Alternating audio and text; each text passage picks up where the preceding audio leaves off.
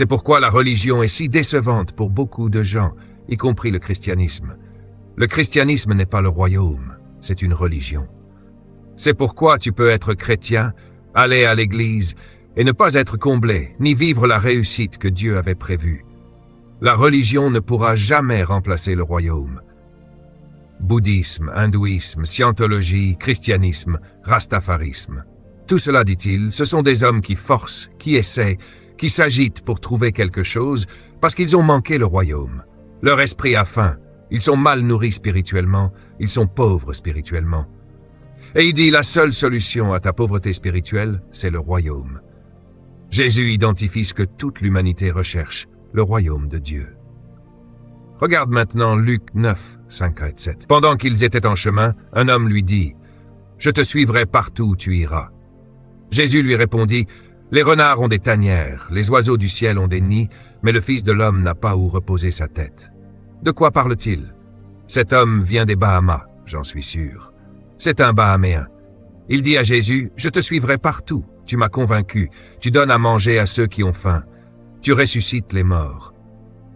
Tu guéris les malades. Je t'aime, je te suivrai partout. Regarde-moi, c'est important. » Jésus entend cet homme, mais il connaît cet homme. Il sait qu'il est des Bahamas, de Jamaïque, de la Barbade, de Trinidad, de Guyana, peut-être même d'Haïti ou sûrement d'Amérique. Pourquoi? Parce que Jésus sait que cet homme cherche les choses. Lis le verset suivant. Il dit en résumé, « Je sais pourquoi tu veux me suivre. Tu es un membre d'un club, bénis-moi Seigneur. Tu cherches une maison, une voiture.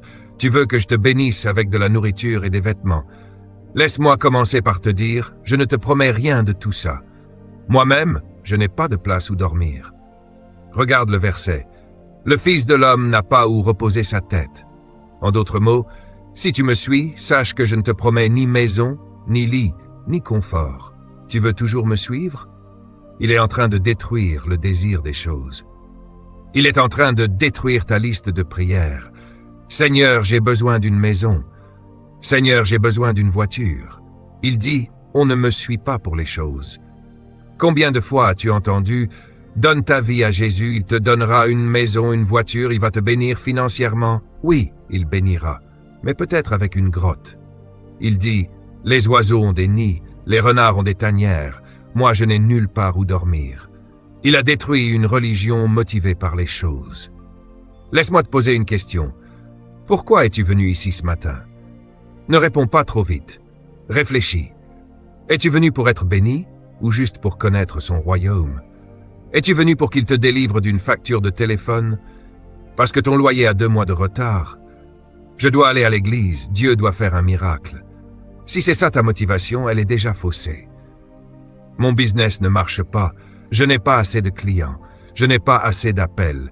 Il faut que j'aille à l'église pour que Dieu restaure mes affaires. Non, ne viens pas ici pour ça. Viens ici pour apprendre à rester en position. Je veux rester bien positionné. Je dois connaître le royaume. Si tu fais cela, il dit, je m'occuperai de ton business. Mais ne viens pas pour ton business. Viens pour mon royaume.